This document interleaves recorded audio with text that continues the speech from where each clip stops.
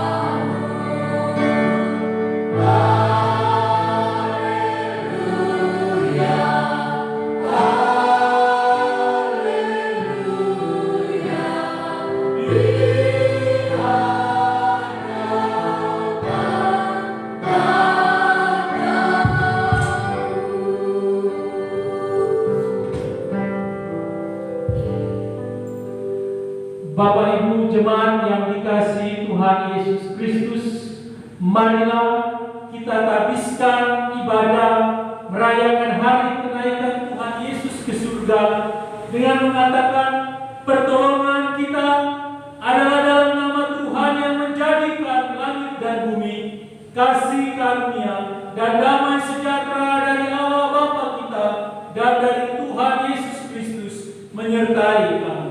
Amin. Silakan.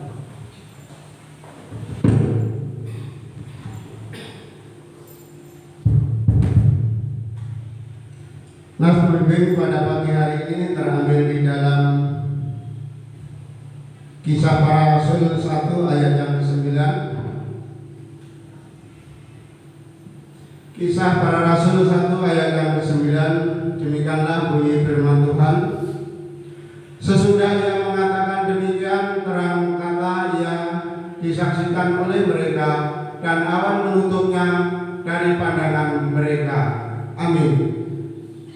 Berbahagialah kita semua pada pagi hari ini yang telah mendengarkan pembacaan firman Tuhan. Ini boleh menjadi kekuatan iman bagi kita semua.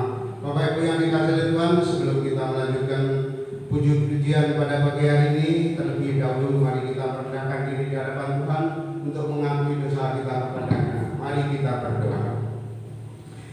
Bapa yang bertata dalam kerajaan surga, sungguh kami ucap syukur dan terima kasih jika pada malam pagi hari ini umat kesayangan Engkau izinkan kembali boleh datang ke hadirat-Mu ini ya Tuhan, untuk kami boleh sama-sama memuji memuliakan nama Engkau. Semua ini adalah anugerah yang Kau berikan dalam setiap kehidupan kami. Pada pagi hari ini kami ucap syukur dan terima kasih Engkau telah menolong dan berkati kami. Tuhan telah hadir setiap hidup kami. Bagaimana Tuhan pada saat ini boleh datang ke surga ya Tuhan untuk menyediakan tempat bagi kami. Biarlah semua sukacita yang boleh kami rasakan pada saat ini, kami boleh juga merasakan dalam setiap kehidupan kami. Bagaimana kami nanti jika dari saat ini kami percaya Tuhan akan senantiasa ada dalam setiap kehidupan kami. Tuhan, pada pagi hari ini kami datang banyak membawa dosa. Ampuni atas kesalahan dan dosa kami yang kami lakukan di dalam kehidupan kami di setiap hari, melalui ucapan, hati, pikiran, serta perbuatan kami yang tidak berkenan di hadapan Engkau. Mari ya Tuhan, Engkau mengampuni atas dosa anak-Mu, sehingga kehidupan kami boleh semakin hari semakin layak di hadapan Engkau. Tuhan, jam ibadah awal kami boleh mengakhirinya, semua kami alaskan hanya di dalam nama Tuhan kami Yesus Kristus. Kami sudah berdoa dan mengucap syukur. Amin.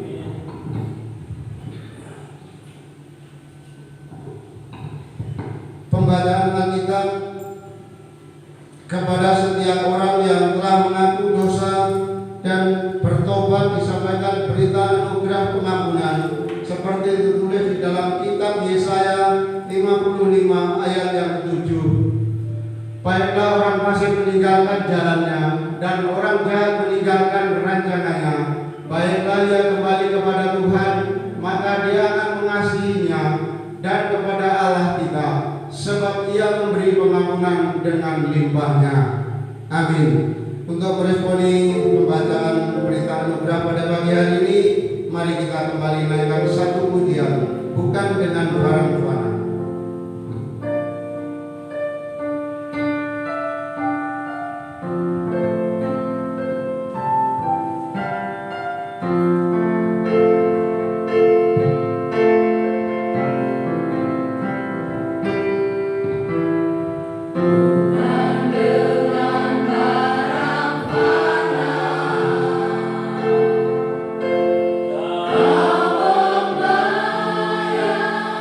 membayar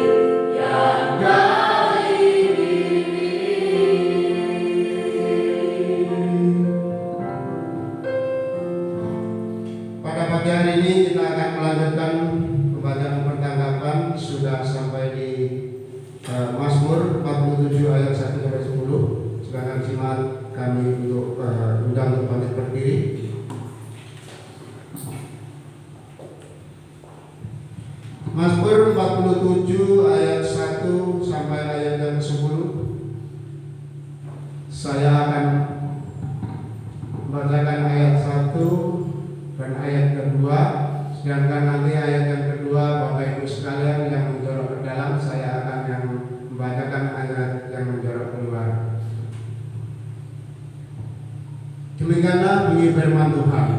Untuk pemimpin biduan dari Bani Korah Mazmur. Hai segala bangsa, bertepuk tanganlah. Sebab Tuhan yang Maha Tinggi adalah dasar.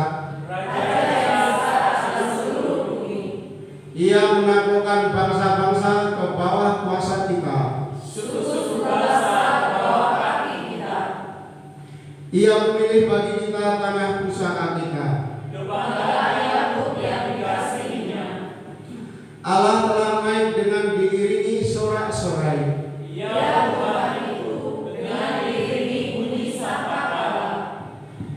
Bermasmurlah bagi Allah, bermasmurlah. Sebab Allah adalah Raja seluruh bumi. Allah memerintah sebagai Raja atas bangsa-bangsa. Para pemuka bangsa-bangsa berkumpul. Sebab Allah yang mempunyai perisai-perisai bumi. Amin. Silakan duduk kembali. Marilah Bapak Ibu yang dikasihi oleh Tuhan, kita kembali menghidup kebesaran nama Tuhan. Sebagai umat pilihan Allah, kita dipilih oleh Tuhan untuk kita sama-sama dipercaya dan boleh melayani Tuhan dimanapun kehidupan kita. Baiklah, kita sambut dengan satu pujian, kita dipilih dari segala bangsa. Kita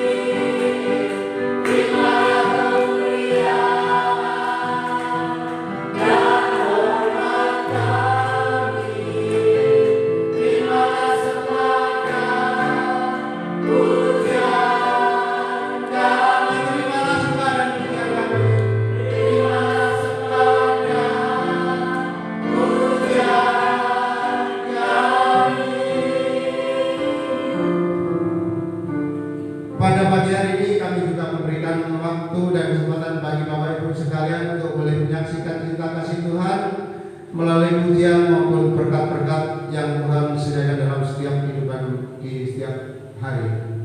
Waktu dan buat kami silakan. Jika tidak ada, kini tiba saatnya kita akan dengarkan sabda firman Tuhan yang akan disampaikan oleh hambanya. Untuk menyambut kebenaran firman Tuhan pada pagi hari ini, kita pujikan Ku Yakin Saat Kau Berdiam.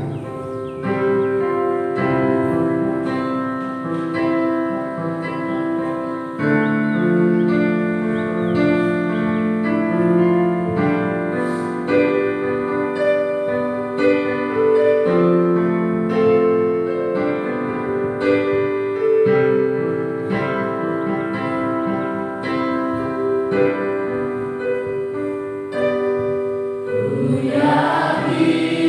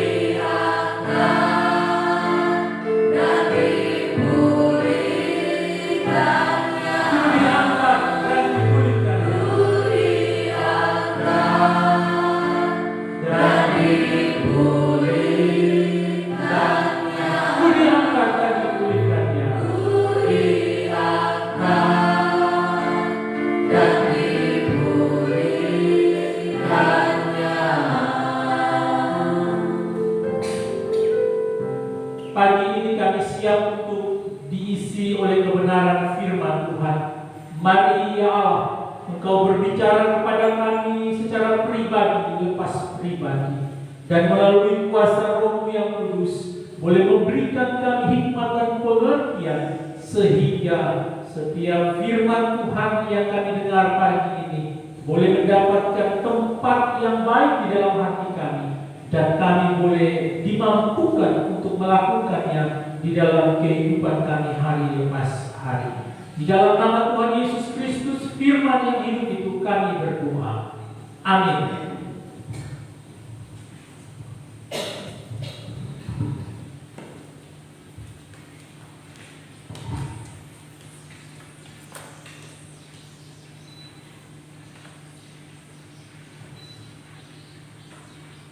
Ya baik, shalom. Selamat pagi Bapak Ibu. Selamat merayakan hari kenaikan Tuhan Yesus ke surga.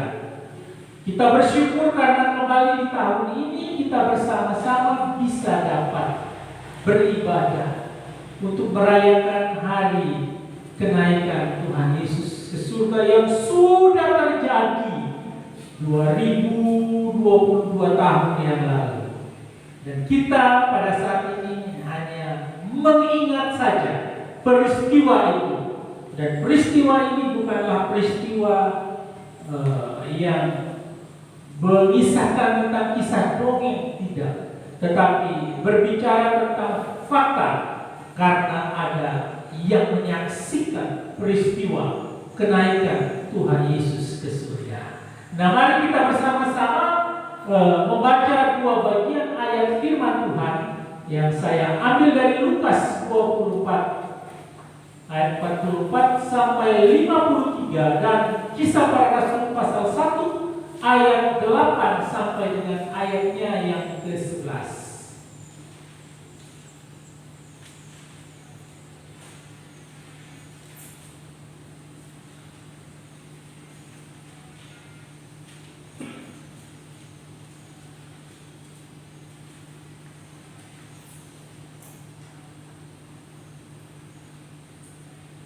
Ya, kalau sudah kita akan baca berbalas-balasan. Saya ayat yang ke-44 atau genap, Bapak Ibu ayat yang ganjil atau di ayat 45 seterusnya. Sampai kita baca di bagian kedua yaitu dari Kisah 1 ayat 8 sampai 11. Ayat ke-44 berkata, Ia berkata kepada mereka, Inilah perkataanku yang telah kukatakan kepadamu ketika aku masih bersama-sama dengan kamu, yakni bahwa harus digenapi semua yang ada tertulis tentang aku dalam kitab Taurat Musa dan kitab Nabi-Nabi dan kitab Mazmur. Lalu ia membuka pikiran mereka sehingga mereka meneliti kitab suci. Katanya kepada mereka, ada tertulis demikian, Mesias harus menderita dan bangkit dari antara orang mati pada hari yang ketiga. Dan lagi dalam namanya diberitakan tentang perbuatan dan menghapus dosa harus disampaikan kepada segala bangsa, mulai dari Yerusalem. Kamu adalah saksi dari semua ini. Dan aku akan mengirim kepadamu apa yang menjadikan Bapakku, tetapi kamu harus tinggal dalam kota ini sampai kamu diperlengkapi dengan kekuasaan dari tempat ini. Lalu Yesus membawa mereka keluar kota sampai dekat Betania. Di situ ia mengangkat tangannya dan memberkati mereka. Dan ketika ia sedang memberkati mereka, ia berpisah dari mereka dan mengangkat ke surga. Mereka sujud menyembah kepadanya, lalu mereka pulang ke Yerusalem dengan sangat sukacita. Mereka senantiasa berada di dalam bait Allah dan memuliakan Allah. Ayatnya yang ke-8 dari Kisah Para Rasul pasal 1 dikatakan, tetapi kamu akan menerima kuasa kalau Roh Kudus turun ke atas kamu, dan kamu akan menjadi saksiku di Yerusalem dan di seluruh Yudea dan Samaria dan sampai ke ujung bumi. Segala yang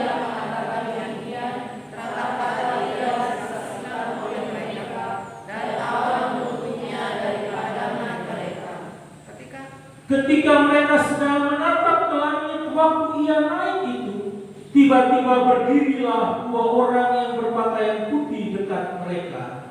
Dan berkata kepada mereka, "Hai orang-orang Galilea, mengapakah kamu berdiri melihat ke langit? Yesus ini yang berangkat ke surga meninggalkan kamu akan datang kembali dengan cara yang sama seperti kamu melihat dia naik ke surga." Amin.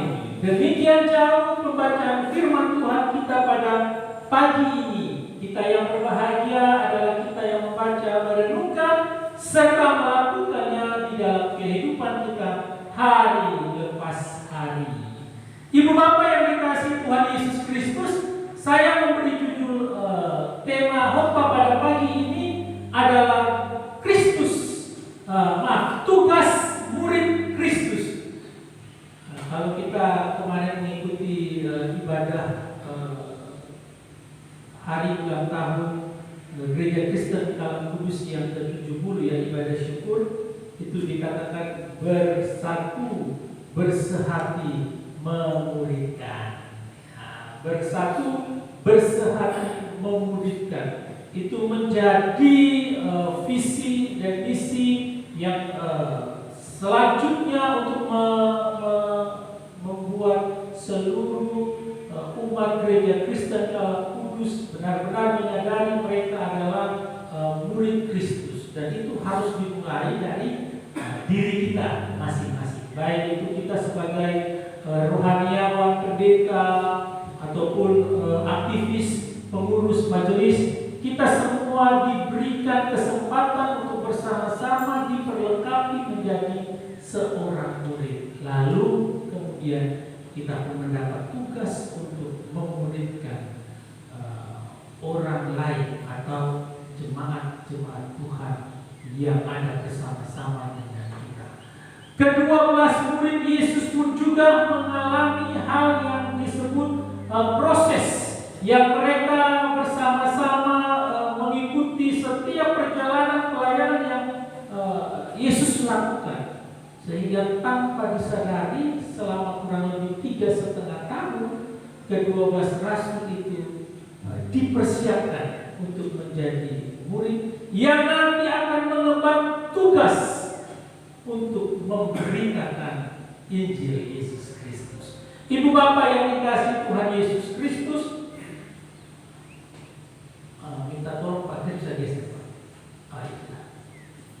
Di dalam Nats Pembimbing dalam Kisah 1 ayat 9 dikatakan, sesudah ia mengatakan demikian, terangkatlah ia disaksikan oleh mereka, dan awan menutupnya dari pandangan mereka. Saya garis bawahi disaksikan oleh mereka. Jadi bukan persoalan dia naik ke surga saja, tetapi bagaimana bisa terlihat. Alkitab mencatat bahwa ada saksi di situ. Nah, saksi-saksi inilah yang kemudian menyampaikan atau memberitakan kepada setiap orang atau setiap suku, bangsa, kaum, dan bahasa. Ibu bapak yang dikasihi Tuhan Yesus Kristus, Kisah Para Rasul pasal 1, Kisah Para Rasul ini juga ditulis oleh seorang yang bernama Lukas, dan Injil Lukas juga ditulis oleh orang yang sama, yaitu Lukas juga, ya, dengan profesinya sebagai tabib, sehingga kita bisa melihat bagaimana hubungan yang begitu erat antara kedua tulisan ini.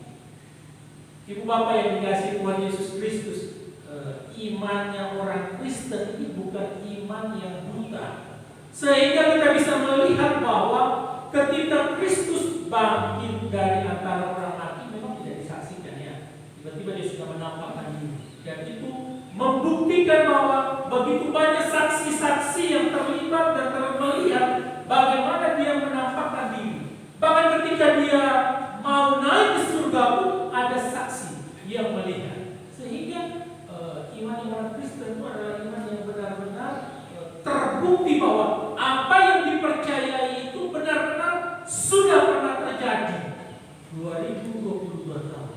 Bayangkan tidak menemukan ada saksi mata pada waktu itu. Bisa saja itu menjadi dongeng atau cerita yang dikembang dan disebarluaskan dengan berbagai macam versi. Tetapi puji Tuhan bahwa ada saksi-saksi. Bahkan di situ kita bisa melihat bagaimana Injil sinoptik, Injil yang ditulis oleh Matius, Markus, Lukas dan Yohanes. Jadi 4 orang murid ini juga menulis dengan begitu lugas dan terang benderang, sehingga kita bisa tahu bahwa ini benar-benar adalah saksi. Ingat yang saya katakan bahwa satu saksi tidak kuat, 2 saksi juga belum. Tapi kalau sudah 2 atau 3 atau 4, ini bahkan sampai 4 yang mencatat tentang peristiwa Yesus Kristus, ini benar-benar membuktikan bahwa Yesus pernah hadir di dunia dan dia berkarya bahkan sampai dia naik ke surga. Lalu ibu bapak yang dikasihi Tuhan Yesus Kristus, apakah setelah dia bangkit semua selesai? Tidak. Dan ketika setelah dia bangkit dari antara orang mati, dia memperlihatkan dirinya kepada murid-murid. Dan sebelum dia kembali ke surga juga, dia juga mengingatkan hal yang sangat penting yang dijanjikan oleh Bapaknya. Nah, ini disebut penting sebab punya hubungan dengan tugas yang harus dilakukan oleh para murid setelah Yesus nanti naik ke surga, atau setelah Yesus tidak bersama-sama lagi dengan mereka. Dari ayat 44 sampai 49 di dalam Injil Lukas, kita bisa melihat bahwa itu sebuah perintah atau mandat yang diberikan oleh Kristus kepada murid-murid. Dan itu dicatat di dalam Lukas 24 yang tadi kita baca yang ya. Dan kita juga bisa melihat tadi di permulaan cerita atau kisah dari kisah para rasul. Makanya saya katakan penulisnya sama, sehingga hubungan Lukas dengan kisah para rasul ini begitu erat.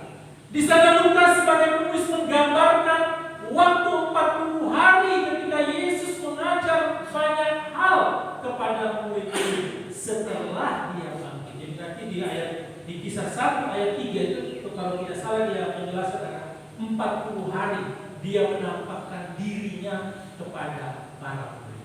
40 hari itu bukan cuma kepada 11 rasul, tetapi kisah para rasul mencatat kurang lebih 500 saksi yang melihat dia menampakkan dirinya kepada mereka semua. Lebih banyak lagi disaksikan oleh mereka semua, sehingga kita bisa melihat bagaimana benar-benar kesaksian yang nyata dari murid-murid ini boleh dapat mengguncang pada zaman itu ya.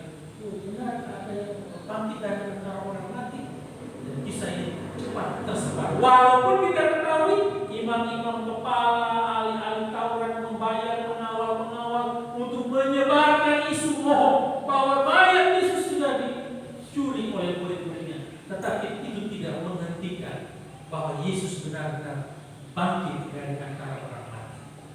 Nah, oleh sebab itu Bapak Ibu, sebelum Yesus naik ke surga, ia menyampaikan pesan kepada murid-muridnya yang pada waktu itu sedang takut, bingung, kecewa, dan juga sedih. Oleh karena Yesus ini tidak bangkit lagi. Kita ingat bagaimana mereka ini belum benar-benar sungguh-sungguh mengetahui, memahami apa yang Yesus katakan ketika Yesus bersama-sama dengan mereka. Jadi ketika itu mereka mengalami kekhawatiran seperti itu. Mengapa?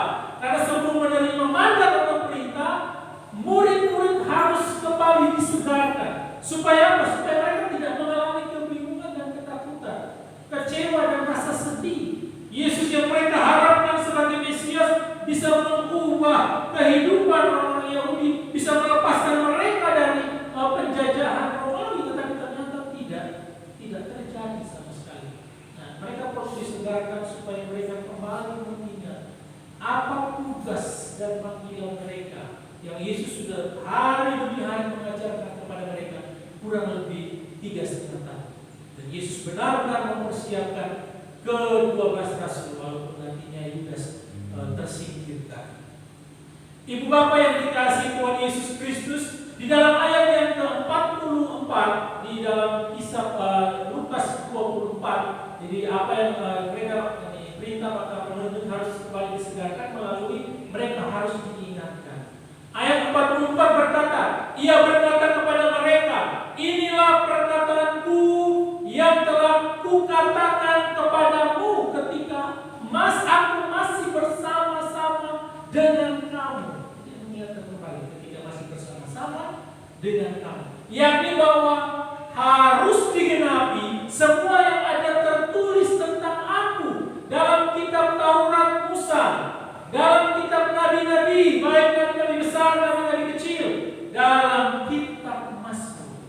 Dan ini semua dinubuatkan oleh kitab Musa, Taurat Musa, oleh kitab nabi-nabi dan kitab Mazmur tentang siapa Yesus dan apa yang terjadi atas dirinya. Itu semua sudah ditubuhkan, sehingga Yesus perlu menyegarkan kembali, mengingatkan kembali bahwa apa yang telah dia katakan sekarang ini terbukti dan mereka sedang menyaksikan hal tersebut, sehingga mereka tidak perlu bingung, bimbang, takut, sedih ataupun kecewa. Dia sampai dalam keadaannya waktu itu adalah untuk menggenapi apa yang sudah dinubuatkan di dalam perjanjian Allah. Luar biasa, kita memiliki Allah yang benar-benar membuktikan, menepati janjinya sampai detik ini. Sehingga Yesus mengingatkan mereka, aku sudah pernah mengatakan akan mati, kemudian akan bangkit.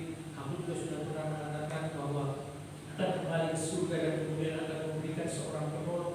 Itu Yesus sudah katakan ketika dia bersama-sama dengan murid-muridnya. Dan itu semua tidak dia bicarakan atas dari dirinya sendiri saja, tetapi itu semua untuk menggenapi setiap perbuatan-perbuatan dalam perjanjian lama. Selanjutnya, kemudian yang selanjutnya kedua, membuka pikiran mereka. Ketika dia menyampaikan di ayat 44, dia melanjutkan, Lukas melanjutkan tulisannya di ayat 40 dikatakan, lalu ia membuka pikiran mereka sehingga mereka mengerti kitab suci. Ingat Bapak Ibu bahwa banyak orang Kristen yang menolak Yesus karena mereka tidak mengerti maksud dari kitab suci. Mereka mengandalkan pikiran dan hati yang keras sehingga kita tahu bahwa begitu banyak orang-orang yang menolak, bukan saja pada zaman sekarang, tetapi juga pada zaman ketika Yesus melayani. Ingat ketika kisah di Yohanes ketika dia memberi makan 4.000, 5.000 orang, dia mengatakan, jika kamu makan ini kamu akan lapar, tetapi jika kamu makan tubuhku kamu tidak akan menjadi lapar lagi. Berbicara tentang tubuhnya ini bukan bicara tentang kemudian dipotong dan dimakan, tidak. Tapi bagaimana ketika orang mendengarkan pengajaran tersebut, banyak orang yang meninggalkan Kristus.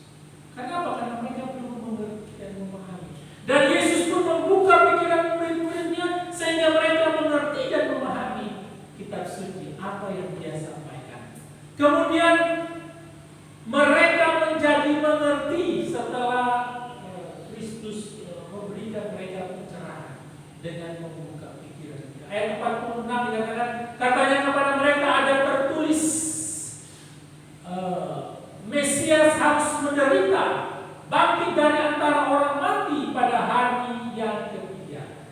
Dan lagi dalam namanya berita tentang pertobatan dan pengampunan dosa harus disampaikan kepada segala bangsa, mulai dari Yerusalem. Kalau di Lukas dikatakan dari Yerusalem, tapi kalau di Kisah Para Rasul dia lanjutnya Yerusalem dia dan sampai ke Samaria. Dan ayat 48, kamu adalah saksi dari semuanya.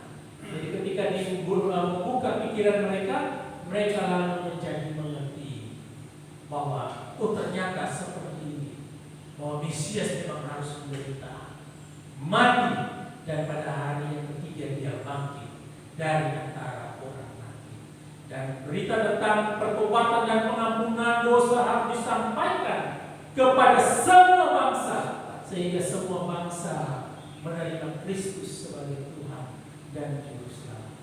Dan itu diberikan kepada para rasul sebagai saksi. Setelah menjadi mengerti, tujuan Yesus sendiri harus membuka pikiran murid-muridnya agar mereka dapat memahami maksud keselamatan yang telah dilakukan. Jadi ketika dia melakukan semuanya itu, dia berharap bahwa murid-murid bisa memahami semua yang dia lakukan. Jika Tuhan membuka pikiran murid-muridnya untuk dapat mengerti kitab suci, maka artinya memang berita keselamatan yang dibawa oleh Tuhan Yesus bukanlah hal yang di luar pikiran manusia, namun pikiran manusia itu saja yang masih tertutup atau masih menutup dirinya, masih belum mau menerima. Tapi sebenarnya setiap kisah dan setiap perjalanan pelayanan Tuhan Yesus itu adalah memang untuk memberikan keselamatan kepada kita, umat yang percaya. Dan murid-murid mendapatkan tugas yang begitu penting untuk bisa dapat menyampaikan itu kepada semua orang. Maka untuk dapat mengerti dan memahami firman Tuhan, dibutuhkan kerendahan hati, sikap yang mau diajar, lapar dan haus akan kebenaran firman Tuhan. Kalau kita belajar dan kita langsung sudah mengerti dengan kesombongan hati kita, maka pasti dia tidak akan menemukan mutiara-mutiara yang terkandung di dalam firman Tuhan ini. Atau sikap yang juga tidak mau diajar dan diberikan kebenaran-kebenaran firman Tuhan di dalam kehidupan kita, maka kita pun juga tidak akan menemukan ajaran-ajaran yang benar. Atau kita tidak memiliki kerinduan untuk dapat belajar firman Tuhan, maka kita pun juga tidak akan dapat dipuaskan oleh kebenaran firman Tuhan. Jadi untuk dapat mengerti, kita harus memiliki sikap kerendahan hati, sikap yang mau diajar, punya kerinduan dengan lapar dan haus akan firman Tuhan, sehingga kita bersama-sama bisa dipenuhi oleh kebenaran-kebenaran Allah dan kita dipuaskan. Dan lebih daripada itu, kita dapat mengerti maksud dan kehendak Kristus bagi kehidupan kita sebagai orang yang percaya. Kemudian ibu bapak yang dikasih Tuhan, setelah itu mereka siap diperlengkapi. Nah, kalau kita dulu masih kecil, kita diajar oleh guru kita, terus kita beranjak dewasa, terus kita belajar di bangku kuliah, kita juga dipersiapkan dengan sebaik-baiknya, dan kemudian kita kembali mengajar anak-anak yang ada di bawah kita. Artinya sebelum kita mengajar orang lain, kita sudah dipersiapkan, kita sudah dibentuk, kita sudah diajari. Dan itu adalah proses tidak hanya sebentar, tapi begitu panjang. Ya, kalau kita ingat berapa tahun kita sekolah kan, berapa tahun kita harus mengenyam bangku pendidikan untuk kita menjadi seorang guru, kita kemudian menjadi seorang staf dan bekerja, kita menjadi seorang pegawai, dan kita mungkin menjadi seorang trainer ataupun orang yang menyampaikan pelatihan. Sebelumnya kita juga dibentuk, sebelumnya kita juga diajar, sebelumnya juga kita dipersiapkan.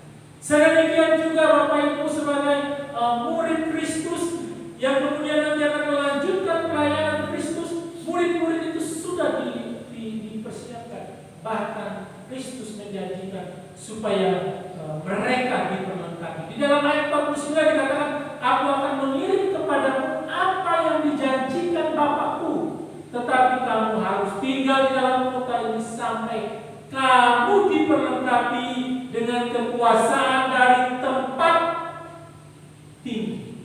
Ayat 50, lalu Yesus membawa mereka keluar kota dekat Betania, di situ Ia mengangkat tangannya dan memberkati mereka.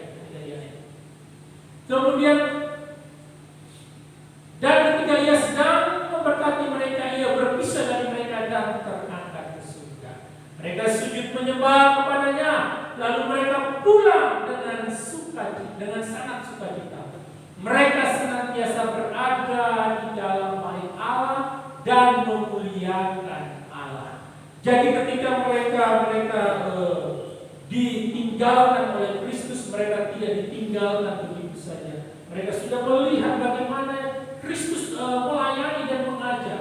Itu menjadi contoh bagi mereka untuk melanjutkan pengajaran Kristus. Tetapi tidak sampai di situ saja, Kristus juga berjanji memberikan kuasa kepada mereka untuk mereka boleh dapat melakukan pelayanan dan pekerjaan-pekerjaan yang jauh lebih besar dan luar biasa.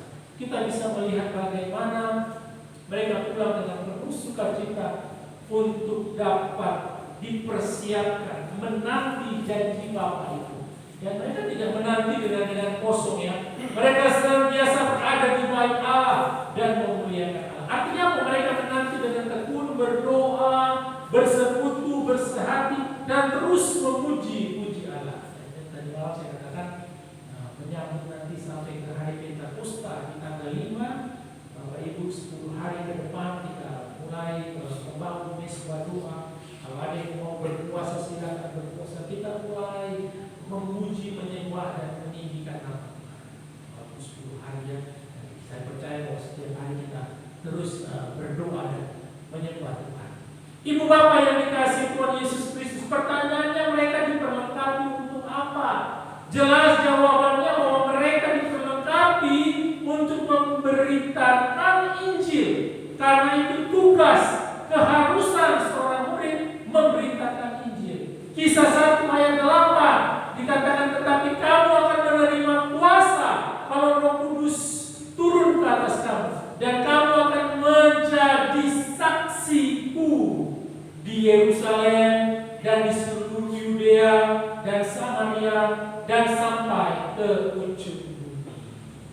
Jadi diperlengkapi untuk memberitakan Injil atau untuk menjadi saksi, dan itu menjadi tugas yang harus dilakukan seorang murid yang telah diperlengkapi oleh Tuhan. Nah, bagaimana kita mau melayani kalau kita tidak diperlengkapi? Bagaimana kita mau melayani kalau kita tidak diisi dengan pengajaran-pengajaran yang benar? Kita mau menyampaikan apa? Kita mau memberikan pengajaran yang bagaimana? Atau kita mau bersaksi tentang apa? Nah, oleh karena itu penting bagaimana murid-murid ini menyaksikan Kristus sudah mati, bangkit dari antara orang mati dan naik ke surga. Kesaksian mereka inilah yang kemudian kita lanjutkan untuk menjadi tugas dan tanggung jawab kita memberitakan kesaksian Injil tersebut kepada semua orang. Sehingga ketika kita melanjutkan, kita tidak melanjutkan dengan kosong. Kita juga diperlengkapi dengan sebaik-baiknya untuk mengerti dan memahami siapa Allah, siapa Kristus yang Bapak Ibu dan saya menyembahnya tersebut. Kemudian yang kedua, mandat. Memang ini adalah perintah untuk memberitakan Injil. Ini berlaku untuk setiap semua orang Kristen. Setiap orang Kristen, bukan orang-orang tertentu saja, bukan orang-orang yang dipilih saja, bukan hanya orang-orang yang sudah menyelesaikan studi dan pendidikan di perguruan tinggi teologi yang tidak, tetapi setiap orang Kristen yang percaya itu memiliki perintah yang sama untuk memberitakan Injil. Ini kita tidak bisa itu tugasnya Pak Masjid aja, tapi itu tugasnya Pak Kitin aja. Tidak bisa. Semua orang Kristen, semua orang yang percaya memiliki tugas untuk memberitakan. Sehingga kalau kita lihat di Amalan Agung kan dikatakan, pergilah, jadikanlah semua bangsa muridku dan baptislah mereka dalam nama Bapa, Anak dan Roh Kudus. Nah, sampai di situ, dan ajarlah mereka melakukan. Sehingga jelas Rasul lalu melihat perintah untuk mengajarkan segala ajaran atau perintah yang Yesus sudah berikan kepada mereka, untuk mereka lanjutkan kepada orang-orang yang mau menjadi murid, yang siap menjadi murid. Dan kita adalah murid-murid selanjutnya yang akan menyebarkan Injil tersebut. Kalau kita dengar khotbah minggu lalu, kita kalau mau menjadi muridkan, kita harus jadi murid terlebih dahulu. Dan itu bukan tugas yang mudah. Berproses sangat panjang dan begitu berat untuk menjadi seorang murid Kristus. Baru kita bisa dapat memuridkan orang lain. Ibu bapak yang dikasihi Tuhan Yesus Kristus, Lalu sudah diperlengkapi untuk memberitakan Injil, diperlengkapinya itu dalam hal apa saja? Apa saja sih yang membuat kita ini diperlengkapi? Dalam Kisah Para Rasul 1 ayat 1, 3, 9 dan 11 itu menyampaikan kita diperlengkapi dalam hal iman kepada Kristus. Ayat 1, segala sesuatu yang dikerjakan diajarkan oleh Yesus sampai pada hari Ia terangkat. Ini mencakup ajarannya, mujizatnya, kasihnya, kematian dan kebangkitannya. Semua ini bertujuan memperlengkapi murid-murid dalam hal iman. Jadi kalau kita lihat di Kisah 1 ayat 1 dikatakan, hai Theophilus, dalam buku-buku yang pertama aku menulis tentang segala sesuatu yang dikerjakan dan diajarkan oleh Yesus. Apa itu dikerjakan? Ya, ajaran-ajarannya. Apa itu? Ya, mujizatnya. Apa itu? Ya, tentang kasihnya dalam pelayanannya. Apa itu? Tentang kematiannya. Apa itu? Tentang kebangkitannya dan tentang kenaikannya ke surga. Ya, dan saya katakan iman orang Kristen ini bukan iman yang buta. Ya, sekarang aja karena kita tidak hidup langsung bersama-sama dengan Tuhan. Kita melihat kesaksian Alkitab inilah yang lalu membuat kita dianugerahkan iman untuk percaya kepada Tuhan. Segala sesuatu memang harus kita lihat seperti dikatakan oleh Tuhan. Nanti kalau ada waktu kita baca dia, benarkah yang dikatakan bahwa berbahagialah mereka yang tidak lihat dan percaya, berbicara tentang bukti-bukti yang ada tentang pelayanan Yesus, atau tentang kenaikan kebangkitannya saja, atau ada maksud lain ketika dia mengingatkan Thomas. Itu nanti kita bisa belajar dan melihat. Tapi yang disampaikan di dalam pelajaran kita pada khotbah saya pada kali ini adalah bagaimana seorang murid itu diperlengkapi dan diperlengkapi dalam hal iman. Jadi tentang mujizat, tentang ajaran, tentang kasih, tentang kematian, semua itu bertujuan untuk memperlengkapi murid-murid di dalam hal iman. Itu ayat 1. Ayat 3 yang membuktikan kebangkitannya dengan banyak tanda. Pembuktian kebangkitan berfungsi untuk memperlengkapi murid-murid dalam hal iman. Dalam ayat 3 dikatakan, kepada mereka Ia menunjukkan dirinya setelah penderitaannya selesai, dan dengan banyak tanda yang membuktikan bahwa Ia hidup. Sebab selama 40 hari Ia berulang-ulang menampakkan diri dan berbicara kepada mereka tentang kerajaan Allah. Ini ingin membuktikan, memperlengkapi mereka dalam hal iman. Kepercayaan keyakinan ini sangat penting bagi orang yang memberitakan Injil. Bagaimana kalau kita tidak beriman tentang kebangkitan dan kenaikannya, atau tanda-tanda yang dia sudah tunjukkan kepada murid-murid dan dicatat di dalam Alkitab? Jika kita tidak yakin, bagaimana kita mau memberitakannya? Bagaimana kita mau sampaikan? Demikian juga seperti kalau kita mengajar murid-murid, kita ini sudah tahu dulu, sehingga ketika kita mengajar 1+1 sama dengan 2, anak-anak yang menerimanya percaya itu betul karena itu ibu guru. Dia yang menulis pasti benar 1+1 2. Nah, kalau orang gila contohnya nanti anak-anak tidak percaya, kita mungkin salah itu. Karena anak-anak melihat apa yang diajarkan guru mereka, sehingga mereka bisa dapat percaya bahwa oh ini benar, oh ini rumusnya benar, oh ini jawabannya benar. Kenapa? Karena guru yang menyampaikan. Sedemikian juga untuk dalam hal iman ini, kita juga sudah diperlihatkan bukti-bukti yang begitu lengkap di dalam Alkitab tentang semua tanda-tanda yang dia sudah lakukan. Ayat 9 dan ayat 10a dikatakan murid-murid menyaksikan naiknya Yesus ke surga. Jadi ada yang melihat. Kalau saksikan dia melihat langsung. Dia ada di situ. Dia terlibat di dalamnya. Beda dengan saksi dusta ya. Oh iya mungkin dia naik itu ada orang yang bantu dia dan lain sebagainya, itu saksi bohong. Tapi ini benar-benar saksi yang menyaksikan bahwa Kristus telah naik ke surga. Memang waktu Yesus bangkit, murid-murid tak melihat, tapi kemudian Yesus menampakkan diri kepada mereka selama kurang lebih 40 hari. Mereka hanya melihat setelah Yesus bangkit kan? Tapi ketika Yesus naik ke surga, mereka melihatnya. Bahkan kemudian tidak sampai di situ.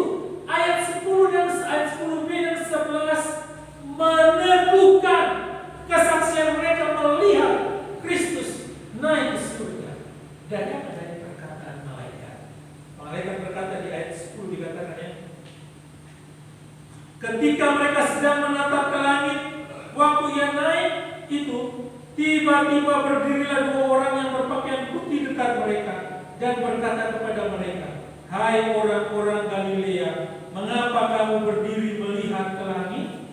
Yesus ini yang berangkat ke surga meninggalkan kamu akan datang kembali dengan cara yang sama seperti kamu melihat dia naik ke surga. Jadi tidak hanya disaksikan saja, tetapi penulis menyampaikan bahwa ada 2 orang yang kemudian meneguhkan penglihatan mereka yang naik ke surga. Yesus yang melihat naik ke surga ini akan datang kembali dengan cara yang sama. Dia turun dari awan-awan. Ketika dia datang kembali, semua selesai. Dia datang pertama memberikan kesempatan kita untuk bertobat dan percaya kepada Kristus. Dia datang kedua, sudah tidak ada kesempatan karena semuanya selesai. Dan ini meneguhkan iman murid-murid untuk terus semangat memberitakan Injil Yesus Kristus. Kemudian ada dalam hal iman, yang kedua dalam hal ketaatan. Ayat 4, pada suatu hari ketika ia makan bersama-sama dengan mereka, ia melarang mereka meninggalkan Yerusalem dan menyuruh mereka tinggal di situ, menantikan janji Bapa. Yang demikian katanya telah kamu dengar daripada. Saya sengaja membuat garis tulisan putih, ia makan bersama-sama dengan mereka, karena di dalam terjemahan bahasa Inggris ataupun teks aslinya itu tidak berbicara tentang adanya kumpul dan makan-makan, tidak. Tetapi bagaimana beberapa versi ini menulis setelah mengumpulkan mereka bersama dan setelah mengumpulkan mereka bersama-sama, setelah dia bangkit dan menampakkan diri di ayat 3, kisah 1 ayat 4 ini. Kemudian di King James dikatakan dan setelah dikumpulkan bersama-sama dengan mereka. Kemudian terjemahan lama tatkala Yesus berhimpun dengan rasul-rasul. Jadi tidak ada kata makan di sini. Kemungkinan lain menjelaskan lebih jelas lagi ada tambah makan, berkumpul ya pasti makan. Kalau di sini kan makan nggak makan yang penting ngumpul. Kalau di sana ngumpul pasti makan. Kalau dikatanya Ante Robertson dalam bahasa aslinya itu sunalizemenos dalam bahasa Yunani berarti seperti yang diartikan oleh King James itu, bahwa dan setelah dikumpulkan bersama-sama dengan mereka, jadi tidak ada kata makan. Tapi yang mau digarisbawahi di sini adalah menantikan janji Bapa. Menunggu itu bukan hal yang mudah. Bukan hal yang mudah, butuh ketaatan. Menanti. Sama ketika kita menanti janji Bapa. Murid-murid ini sedang menanti janji dicurahkannya Roh Kudus atau diperlengkapinya mereka sebelum mereka keluar untuk melayani, tersebar kepada segala suku bangsa dan kaum dan bahasa. Mereka harus menanti atau menunggu. Dan tadi saya katakan butuh ketaatan, butuh kesabaran, butuh ketekunan. Kalau tidak sabar menanti, maka bisa jadi kita tidak mendapat bagian dalam apa yang dijanjikan. Seberapa banyak daripada kita yang saat ini sudah berkumpul dan menantikan jawaban Tuhan kan? Kalau semalam kita belajar jawaban Tuhan itu kan aneh-aneh kan? lebih banyak. Kita minta A, Tuhan bisa jawab dari mulai B. Kita minta B, Tuhan bisa jawab lain. Dan jawaban Tuhan selalu tidak seperti yang tidak seperti yang kita pikirkan. Karena Tuhan tidak mau kita kontrol, Tuhan tidak mau kita atur. Tuhan, aku minta nanti kenaikan pangkat dan jabatannya. Lalu kita terus berdoa. Tapi kemudian mungkin Tuhan turunkan kita dari jabatan, lalu kita tidak mau percaya. Kita lalu kecewa kepada Tuhan. Tapi seperti itulah jawaban Tuhan. Bagaimana Dia melihat ketekunan kita dan ketaatan kita menanti. Kita mau menanti dengan sabar, tapi tidak cukup sabar, menanti dengan setia.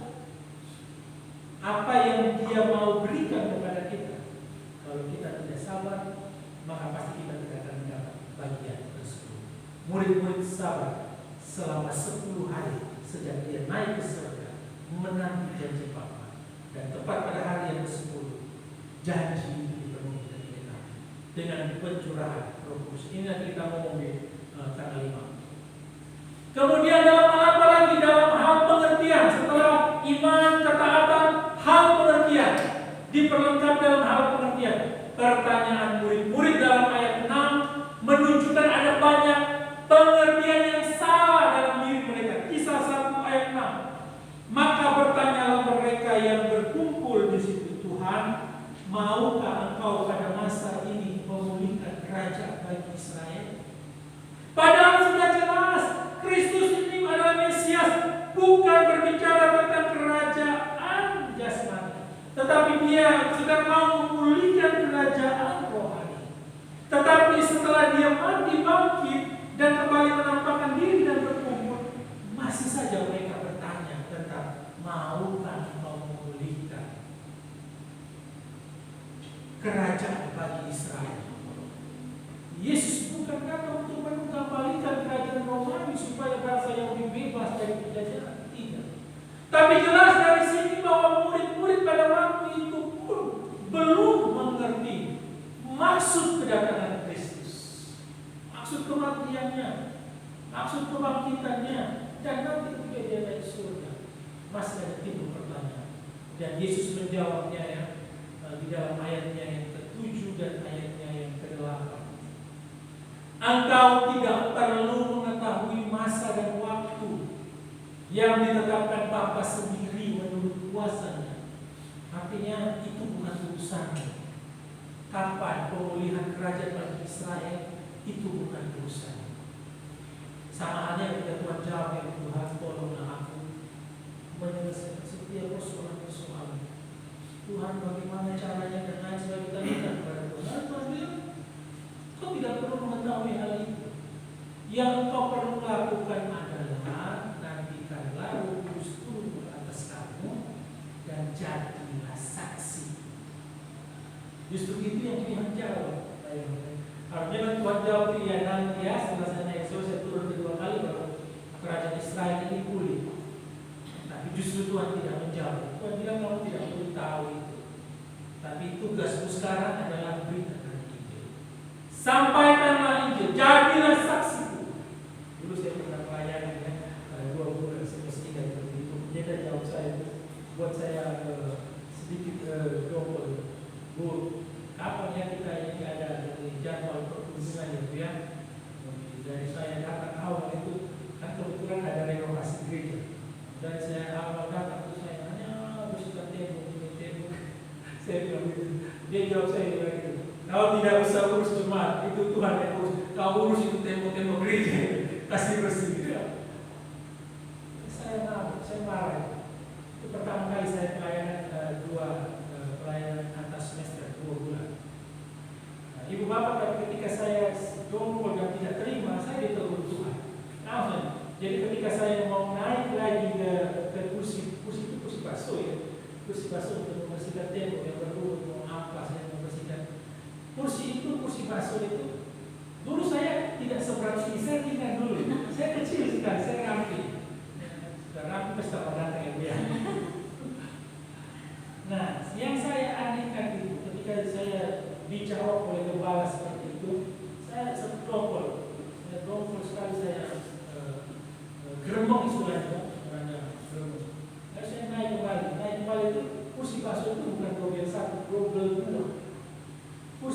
double dua. Tapi ketika saya naik dan dua kaki saya ada di atas, ini pertama aman-aman saja. Setelah saya protes beliau itu, tiba-tiba kursi bakso itu jebol masuk kedua kaki saya di dalamnya, dan kemudian kaki saya tergores dari mulai bawah betis sampai ke atas itu robek dan darah bercucuran. Saya tidak buat apa-apa, saya bilang, Tuhan ampuni, saya melawan hamba-Mu. Saya hanya berdoa begitu, Tuhan ampuni, saya melawan hamba-Mu. Jadi jawaban dia itu buat saya double, tapi sebenarnya itulah jawaban yang benar ya menurut dia, mungkin juga menurut Tuhan ya. Ada yang mungkin menurut Tuhan, karena ketika saya protes, ya saya langsung dihukum dan diajar sedikit. Bu, kapan kami ini kunjungan? Dia sudah mau hampir selesai saya pelayanan, nanti kami bersihkan gereja saja. Itu bukan urusan itu bersih gereja yang lain tahu itu. Tapi saya ingatkan oleh Tuhan. Ini seperti ini apa yang ditanyakan oleh Tuhan. Kapan kau memulihkan kerajaan Israel, Tuhan? Tuhan bilang itu bukan urusanmu. Urusanmu adalah jadi saksi. Itulah bagian bagaimana kalau kita selalu percaya bahwa bagian kita lakukan. Sisanya yang menjadi bagian Tuhan tidak dia Tuhan. Nah, apa bagian kita sebagai orang percaya? Ya bersaksi. Menjadi Kristen sejati yang terus memberitakan Injil. Itu tugas kita. Ketika kita setia dan terus memberitakan Injil, maka persoalan yang ada yang setumpuk-tumpuknya itu Tuhan pasti akan selesaikan. Karena apa? Karena kita mengutamakan Dia di atas semua hal dalam kehidupan kita. Mengutamakan Tuhan, maka hal-hal yang kita butuhkan Tuhan pasti akan selesaikan dan pikirkan dalam kita. Kemudian yang terakhir dalam hal kuasa untuk memberitakan Injil.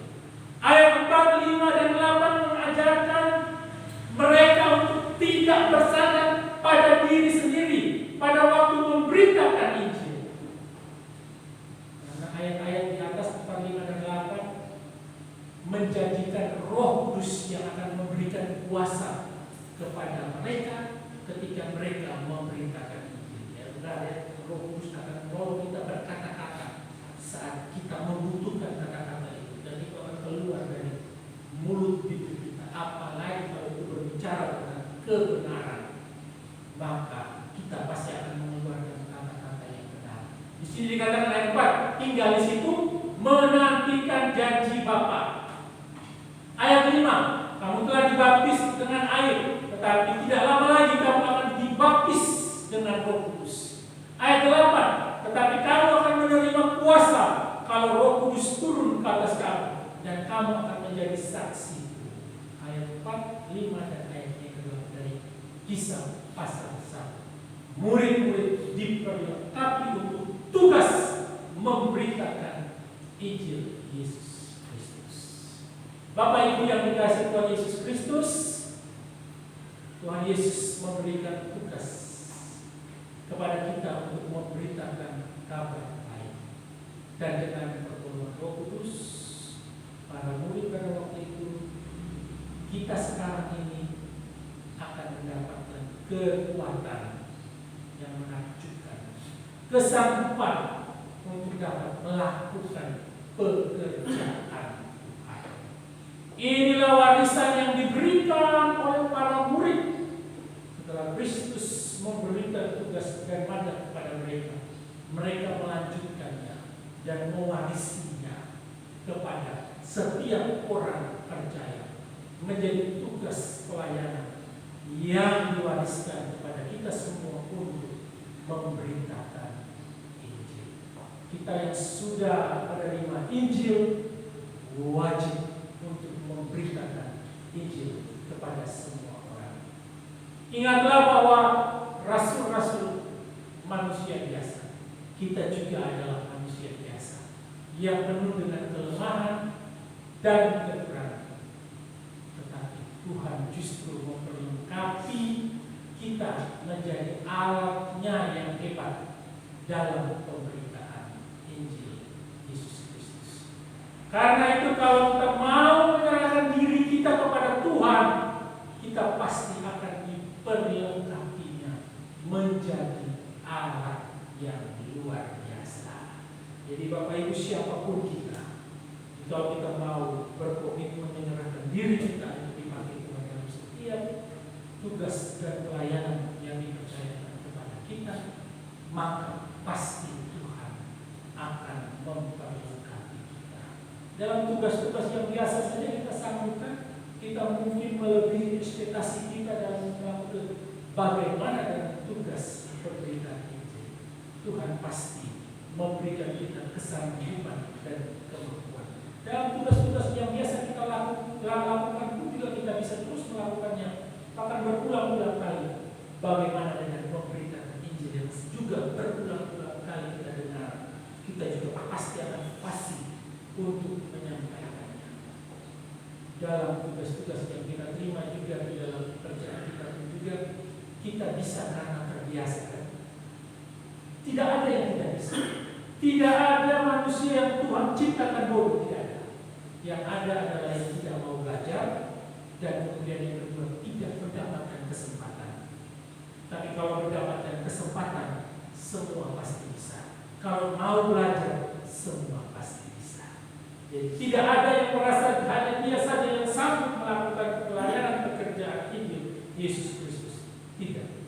Tapi semua kita yang percaya akan diperlengkapi dan diberikan kesanggupan untuk memberitakan Injil.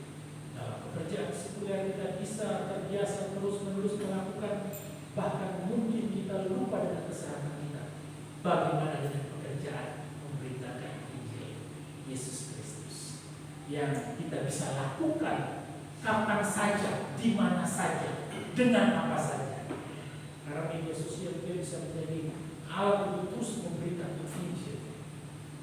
Jadi orang lain akan diberkati dan kemudian lalu berjumpa dengan Kristus. Kiranya pada hari ini kita tahu bahwa kita menjadi murid yang dipersiapkan oleh Tuhan untuk menerima tugas selanjutnya, yaitu memberitakan Injil. Tapi persoalannya, maukah kita menyerahkan diri kita untuk dipakai oleh Tuhan dalam pemberitaan Injil? Kalau kita dipakai oleh kantor kita, pemerintah, oleh sekolah kita, oleh karena kita menyampaikan tugas-tugas yang setiap hari kita lakukan, bagaimana maukah kita menyerahkan diri kita untuk memberitakan Injil?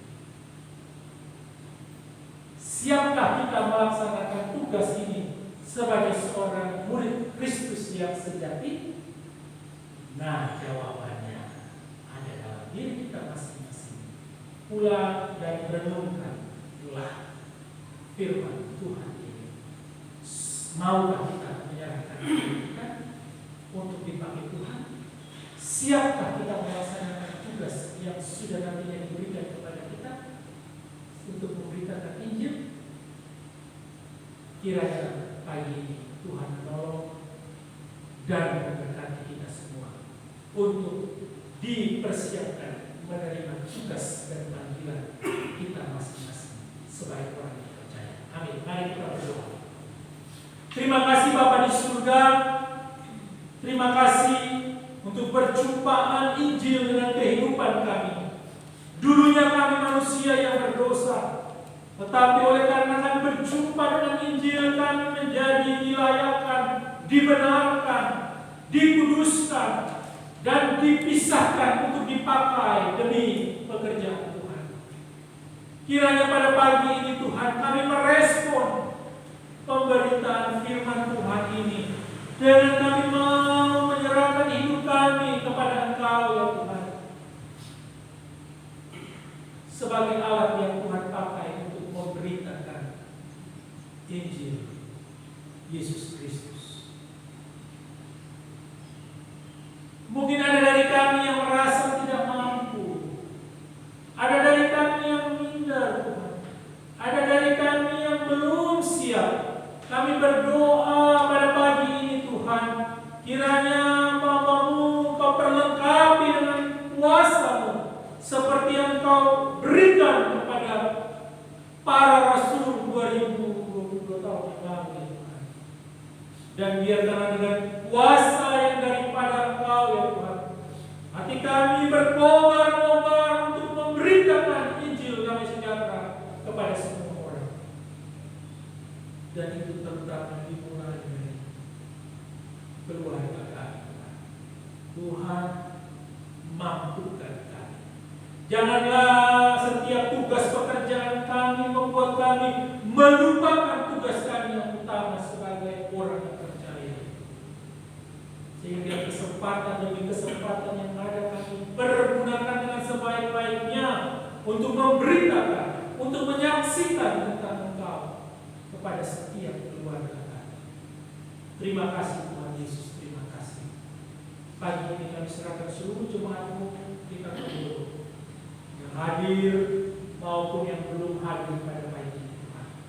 Kami berdoa kiranya setiap hamba-Mu ini sudah menyiapkan hatinya untuk sungguh-sungguh dipakai oleh Tuhan demi hormat kemuliaan bagi nama Tuhan. Terpujilah nama-Mu Bapa, demi Yesus Kristus Tuhan dan Juru Selamat kehidupan kami. Kami mengucap syukur dan berdoa. Amin.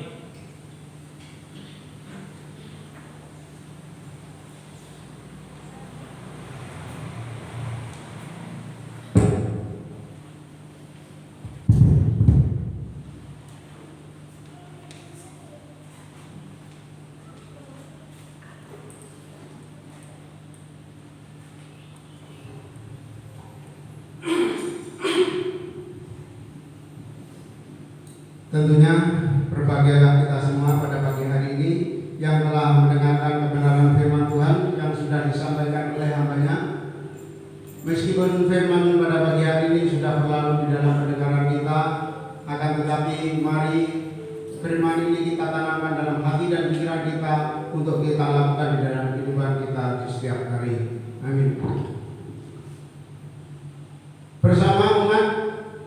Bersama dengan umat Tuhan di segala tempat, marilah kita memperbarui iman percaya kita dengan mengucapkan pengakuan iman rasuli dengan bahasa Indonesia. Jemaat dipersilakan untuk berdiri. Aku percaya kepada Allah, Bapa yang Maha Kuasa, Khalik langit dan bumi, dan kepada Yesus Kristus Anaknya yang tunggal Tuhan kita, yang dikandung daripada Roh Kudus, lahir dari anak darah Maryam, yang menderita sengsara di bawah pemerintahan Pontius Pilatus, disalibkan, mati dan dikuburkan, turun ke dalam kerajaan maut, pada hari yang ketiga bangkit pula dari antara orang mati, naik ke surga, duduk di sebelah kanan Allah, Bapa yang Maha Kuasa, dan dari sana Dia akan datang untuk menghakimi orang yang hidup dan yang mati. Aku percaya kepada Roh Kudus, gereja yang kudus dan am, persekutuan orang kudus, pengakuan dosa, kebangkitan orang mati, dan hidup yang kekal. Amin. Dipersilakan untuk kembali. Kini tiba saatnya pada pagi hari ini kita akan bersama untuk hamba-Nya kami persilakan. Bapak Ibu, mari kita satu dalam doa, kita berdoa. Segala puji syukur kami naikkan kepada-Mu ya Tuhan. Kami bersyukur, kami berterima kasih karena pada hari ini kembali lagi Tuhan mengumpulkan kami semua anak-anak-Mu, kami semua umat yang percaya kepada-Mu Tuhan, guna kami ada beribadah untuk mengingat rayakan akan kenaikan Yesus Kristus ke surga. Terima kasih Tuhan. Pada saat ini Bapa, kami juga di dalam jam ibadah kami boleh disegarkan oleh kebenaran firman-Mu. Kami menyadari bahwa kami adalah murid Tuhan, namun kami harus terus mengoreksi akan diri kami. Sudahkah kami menjadi murid yang sejati sebelum kami melakukan segala tugas dan pekerjaan yang Tuhan embankan kepada setiap kami umat yang percaya kepada-Mu sebagai murid Kristus. Karena itu Bapa, mari terus proses kami satu persatu, pribadi lepas pribadi. Biarlah kami dari waktu ke waktu terus berproses menjadi murid-Mu yang sejati dalam kehidupan kami hari lepas hari. Bapa yang ada dalam kerajaan sorga, terima kasih untuk firman-Mu yang boleh menyegarkan kami. Dan pada saat ini juga Tuhan, kami boleh bersyukur untuk setiap berkat-berkat jasmani yang kami boleh rasakan Tuhan, yang Tuhan boleh berikan kepada kami, baik itu pribadi lepas pribadi ataupun keluarga kami. Terima kasih Bapa. Kami juga bersyukur untuk setiap pergumulan yang Tuhan izinkan kami alami. Kami bersyukur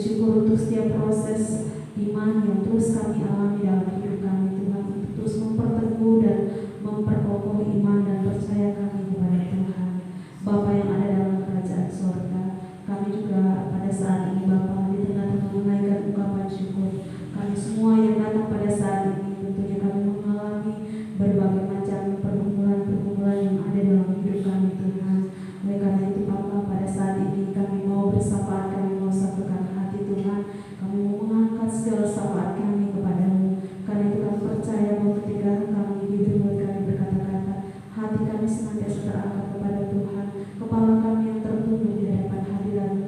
Kami percaya bahwa Allah menyediakan telinga untuk mendengarkan setiap seruan doa dan keluh kesah kami umat-Mu. Bapa yang di dalam kerajaan surga, saat ini kami mau berdoa bagi bangsa dan negara kami ya Tuhan. Kiranya Engkau menolong, memberkati akan setiap bangsa-bangsa yang ada, pemerintah yang ada Bapa, sehingga kiranya pemerintah boleh terus menjadi pemimpin-pemimpin yang baik untuk membawa kami sebagai umat, sebagai masyarakat Indonesia menuju kepada kesejahteraan yang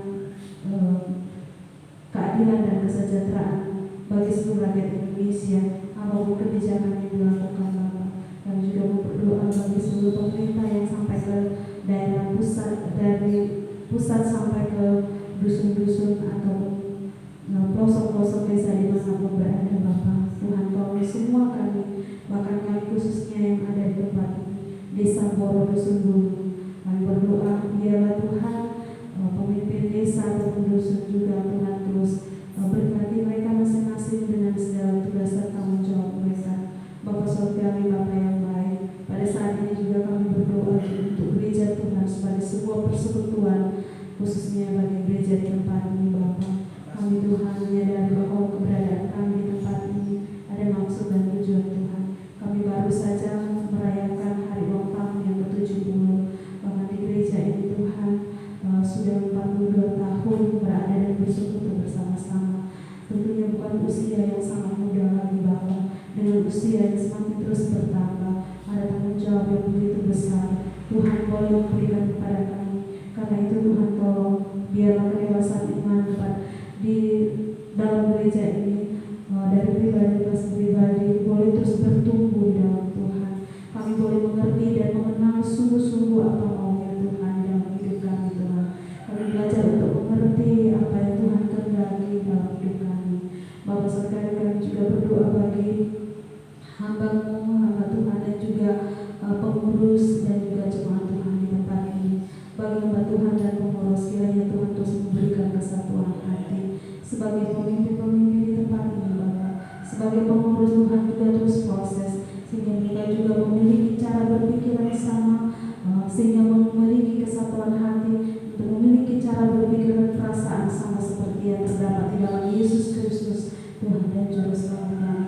Karena itu Bapak, tolonglah kami semua yang mengemban tugas dan pelayanan ini. Bahkan Tuhan kami berdoa bagi calon-calon pengurus yang ada juga, yang saat ini terus berproses Tuhan, sampai pada waktunya mereka sungguh-sungguh memberikan diri dan berlutut di bawah kaki Tuhan.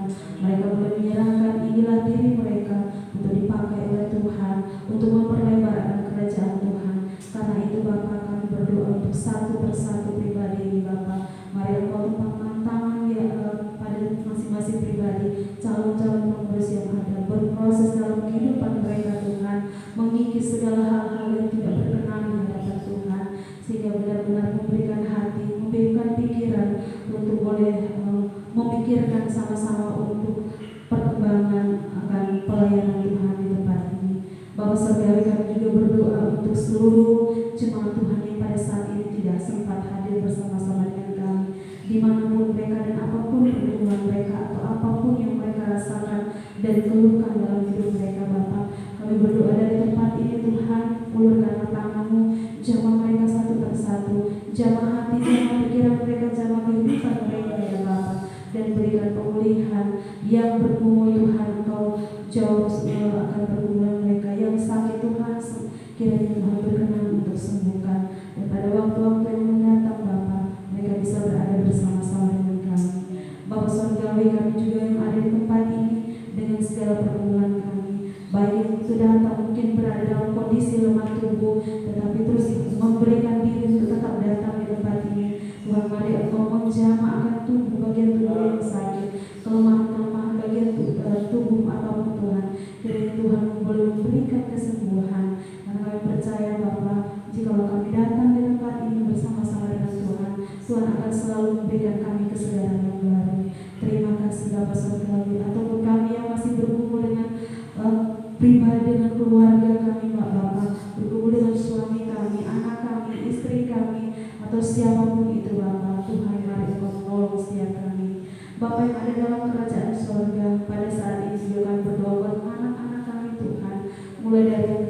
pencapaian besar Tuhan.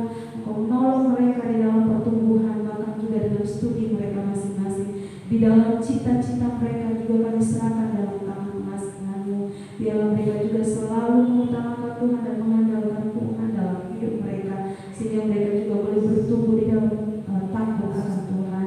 Kami juga berdoa bagi setiap orang tua yang Tuhan izinkan untuk mengasuh mendidik anak-anak. Tuhan juga terus memberikan mereka kebijaksanaan, memberikan hikmat Tuhan, agar setiap perkataan-perkataan yang dikeluarkan boleh menjadi berkat bagi setiap anak-anak mereka.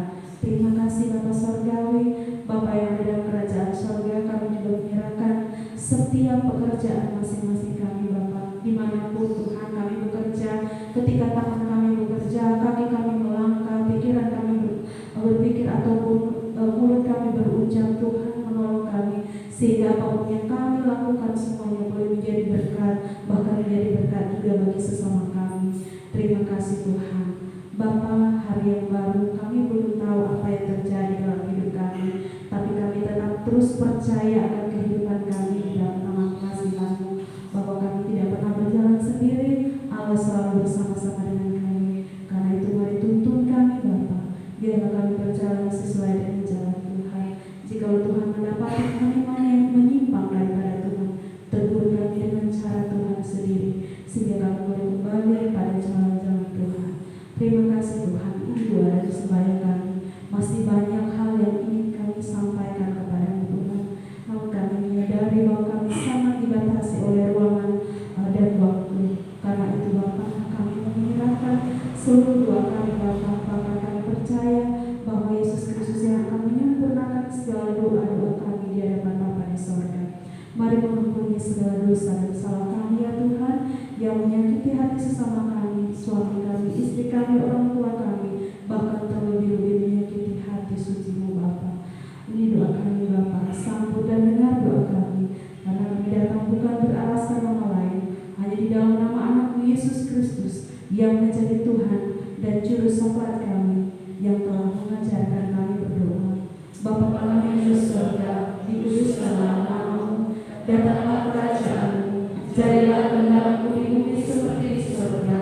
Berikanlah kami pada hari ini makanan kami yang secukupnya, dan ampunilah kami akan kesalahan kami, seperti kami juga mengampuni orang yang bersalah pada kami. Dan janganlah bawa kami dalam percobaan, tetapi lepaskanlah kami daripada yang jahat, karena Engkau-lah yang punya kerajaan dan kuasa dan kemuliaan sampai selama-lamanya. Amin.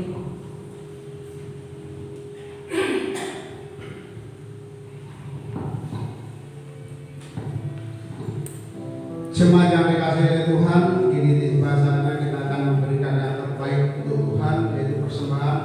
Akan tetapi sebelum kita memberikan persembahan, ada nasihat tertulis di dalam Roma 12 ayat yang pertama. Demikianlah bunyi firman Tuhan. Karena itu saudara-saudara, demi kemurahan Allah aku menasihatkan kamu, supaya kamu mempersembahkan tubuhmu sebagai persembahan yang hidup, yang kudus dan yang berkenan kepada Allah. Itulah ibadahmu yang sejati. Amin. Untuk menyambut persembahan ini, kita berikan persembahan kita dengan kantong melek ke Ibu Ari.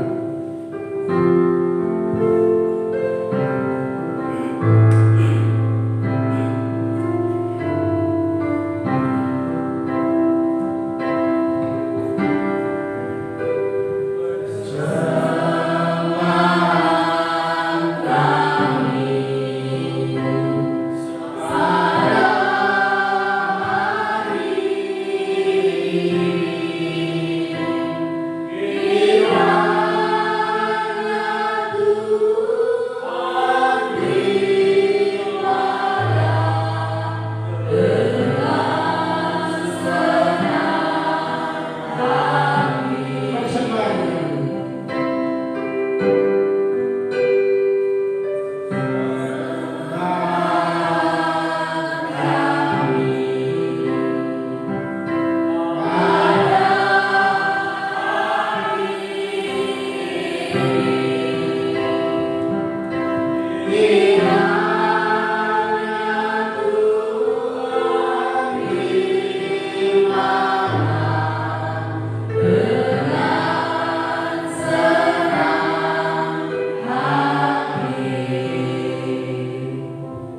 Untuk doa persembahan dan doa penutup yang terkasih Bapak Suyati.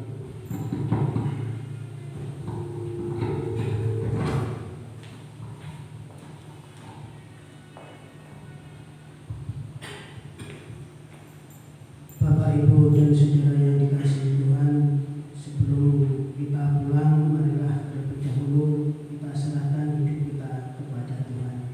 Mari kita berdoa.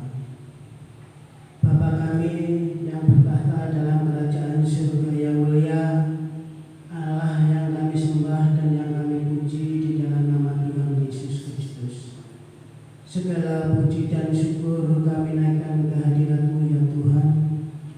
Kami bersyukur pada pagi hari ini oleh karena Engkau masih memberikan kesempatan kami hidup, kesehatan yang Tuhan berikan kepada kami. Terlebih ya Tuhan, pada pagi hari ini Engkau berikan kesempatan kami untuk beribadah, mengingat merayakan hari kenaikan Tuhan ke surga. Tuhan, kami bersyukur, kami sungguh bangga punya Allah seperti Engkau. Tiada Allah yang seperti Engkau ya Tuhan. Engkau Allah yang rela mati. Engkau Allah yang bangkit dari antara orang mati. Dan pada saat ini ya Tuhan, Engkau telah naik ke surga untuk menyediakan tempat bagi kita, orang-orang yang percaya di hadapan-Mu ya Bapa. Tuhan, dan pada pagi hari ini kami telah diingatkan oleh kebenaran firman-Mu, di mana ya Tuhan, kami sebagai orang yang sudah diselamatkan, orang yang sudah percaya di hadapan Tuhan, bahwa kami pada saat ini Tuhan inginkan untuk menyampaikan berita keselamatan ini ya Tuhan. Berita kabar baik untuk menyampaikan berita Injil ini kepada setiap orang. Tuhan, jikalau Tuhan mengendaki kami untuk memberitakan kabar baik ini, Tuhan, kami menyadari kami orang yang penuh dengan keterbatasan. Kami orang yang penuh dengan tidak kemampuan. Tetapi ya Tuhan, jikalau Tuhan izinkan untuk memproses kami yakin dan percaya kami dapat melakukan apa yang menjadi kehendak Tuhan. Terima kasih Bapa di surga, terima kasih. Dan pada pagi hari ini ya Tuhan, kami mohon ampun jikalau kami selalu melanggar apa yang menjadi kehendak Tuhan. Ampuni kami ya Bapa, ampuni kami. Dan pada saat pagi hari ini ya Tuhan, kami juga membawa persembahan. Tetapi ini semua tidak sebanding apa yang Tuhan berikan kepada kami ya Tuhan. Ini semua karena mewujud cinta kasih kami kepada-Mu ya Bapa. Kiranya persembahan kami ini ya Tuhan, Engkau berkati, sehingga persembahan kami ini boleh mendukung pekerjaan Tuhan di gereja ini. Terima kasih Bapa di surga. Dan kami mohon berkati doa-Mu yang telah menyampaikan kebenaran firman Tuhan ini ya Tuhan. Berkati setiap pelayanan Hamba-Mu di pagi ini. Dan sebentar lagi kami hendak pulang ke rumah kami masing-masing ya Tuhan, berpisah satu dengan yang lain. Tuhan sertai setiap perjalanan kami, baik kami yang berjalan kaki maupun yang berkendaraan. Antarkan kami ke rumah kami masing-masing dengan keadaan selamat. Dan kami juga serahkan ya Tuhan untuk aktivitas dalam satu hari ini sampai minggu ke depan. Kiranya Tuhan yang memberkati setiap apa yang kami lakukan dan yang kami kerjakan. Terima kasih Bapa di surga. Inilah doa kami. Hanya kepada Bapa yang di surga, sebagai Tuhan dan Juru Selamat hidup kami berdoa dan bersyukur.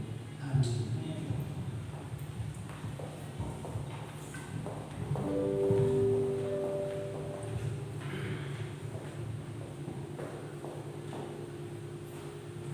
Jemaat kami persilakan untuk berdiri. Untuk mengakhiri ibadah pada pagi hari ini, kita akan pujikan pujian doksologi, puji Allah Bapa Putra, serta diteruskan doa berkat oleh hambanya dan warta jemaat oleh pengurus.